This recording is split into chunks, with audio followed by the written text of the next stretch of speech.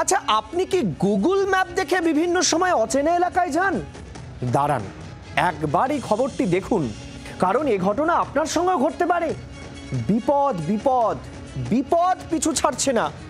গুগলের দেখানো পথে অপেক্ষা করছিল ভয়ঙ্কর বিপদ, কিন্তু এতটা ঘটবে তা ভাবেননি কেউ। অচেনা রাস্তায় গুগল ম্যাপের ওপরে ভরসা রেখে গাড়ি চালিয়ে আবার বিপাকে পড়লেন এক মহিলা। এবার নবী মুম্বাই ভোর রাতে গুগল ম্যাপ গাড়ি নিয়ে সোজা খাদে।